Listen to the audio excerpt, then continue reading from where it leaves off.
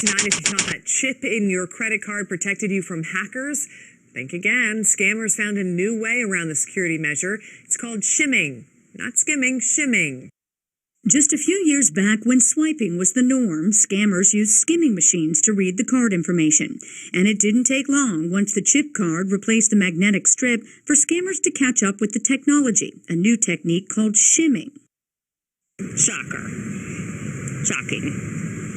Not shocking. People like Christy Pell aren't surprised to hear that their credit card information could be up for grabs again. A new scam called Shimming is targeting the embedded chip in your credit or debit card, meaning the solution to the skimming scheme a few years ago is now the problem.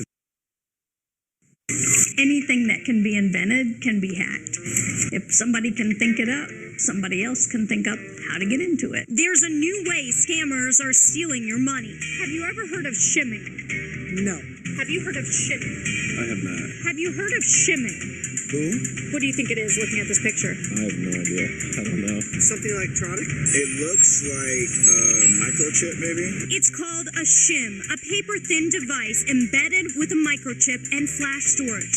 And unlike skimming devices, which are typically bulky and go over a card reader, making them easier to spot, security experts say shimming devices can be difficult to detect. And here's why scammers actually hide these shims inside credit card terminals, wedging them into the slot where you dip your chip card versus where you'd swipe. The shimmer copies and saves your card data, which can then be used to make a new card. Tom Gorup with Rook Security and Fishers says the scammer's technique is simple. Insert a small device into an ATM or card scanner, and in seconds, they have your information and money. The prime targets? ATMs and gas stations. So how do you know if you're getting shimmed? If you go to insert your card into the ATM or point-of-sale system and it feels kind of tight, doesn't feel right, go ahead and pull it out. Don't finish that transaction. Gorup says to protect yourself, use credit cards, not debit cards, because credit cards are usually insured. Also, use a tap and pay setup like Google Wallet or Apple Pay. People I caught up with today say they're just preparing for whatever the hackers come up with next. Obviously, it makes you concerned for what's coming next, and I'm probably going to have to get another new card, and then 6 months I'll get another new card, and who knows, it'll be an endless game of cat and mouse.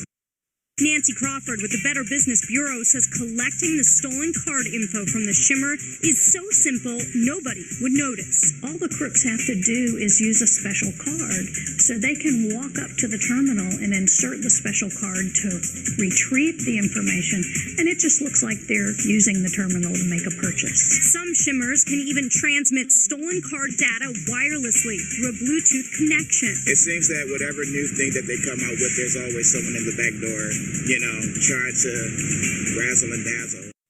The Better Business Bureau says they've received reports across the country of this type of hacking.